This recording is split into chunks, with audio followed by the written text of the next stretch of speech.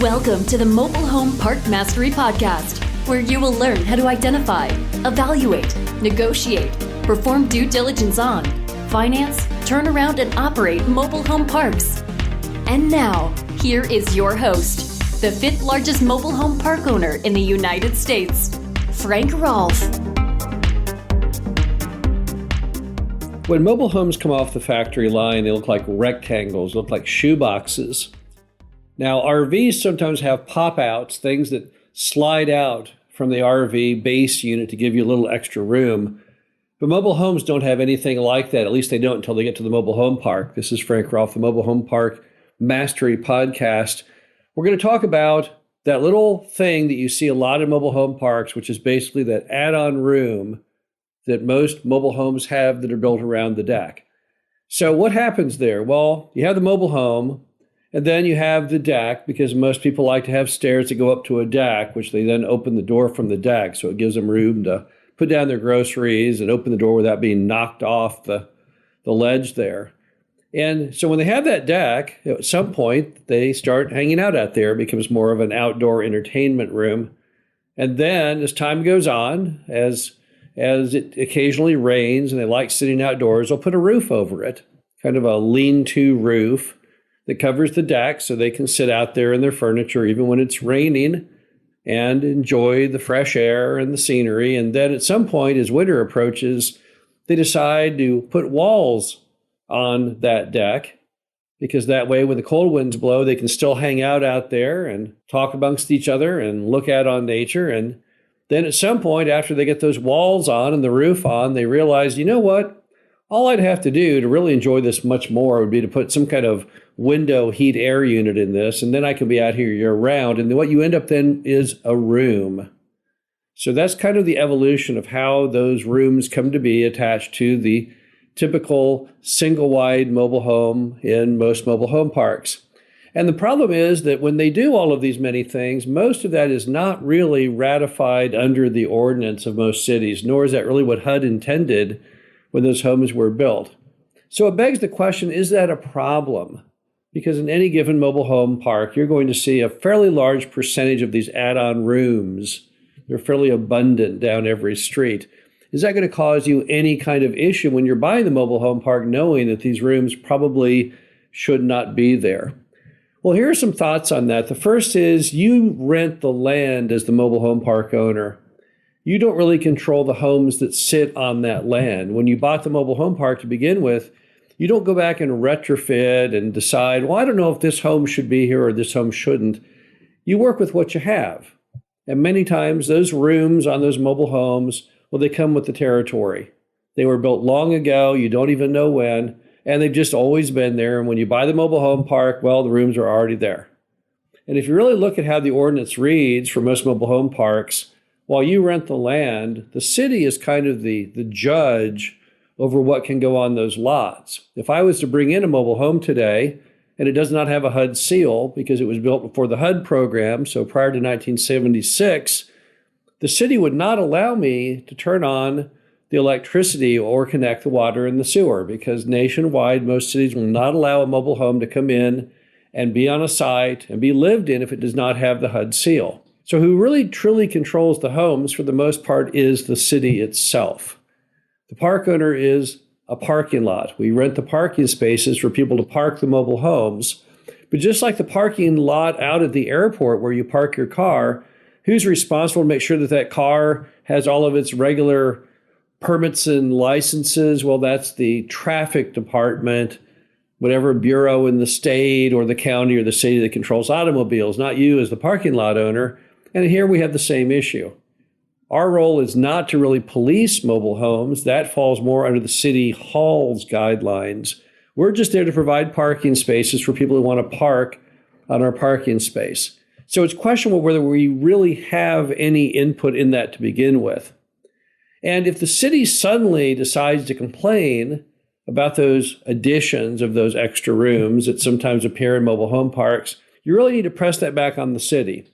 Because if the city says to you, well, I don't know, I don't think this should be on here, well, then why did you let it be on there? Because you control that. You govern those homes. So if you don't like that addition, well, then you need to reach out to that homeowner and say, hey, I don't like that addition. I want you to remove that addition, or I want you to remove those walls from that addition. But often they don't want to do that. And they don't want to do that because, frankly, with the stigma of most mobile home parks, that code officer, he's afraid of your tenant. He's afraid to confront them and say, hey, I don't want you to keep this room, this add-on bonus room there. I want you to rip the walls off, take out that window air conditioner, because frankly, they're afraid that that resident might smack him on the nose. So he doesn't really want to get involved really in trying to police this thing. And that's why most of the time, cities look the other way on these add-on rooms. They're not even really sure if they are legal or not. I can't pass judgment on that either because it would revolve around the city's own ordinances. But beyond that, when it comes to really being the heavy and say, oh, well, if the city suddenly changes their mind and you can't have that room, oh, you got to get it off. That's not really our business. We're a parking lot. It's the city's responsibility if they want those rooms removed. They would need to go to the tenant and say, hey, you shouldn't have this thing. We really want you to get it off. Don't, as a park owner, get involved in that because that really is not something that you are responsible for. And if the city doesn't care, if the city doesn't mind those add-on rooms and doesn't seek to enforce that, then the question is, should you really care? Now, I've never seen a bank ever that objects to those add-on rooms. Never heard an appraiser say, I can't give you the appraisal you were seeking on your mobile home park because that mobile home over there has one of those add-on deck homemade rooms on it.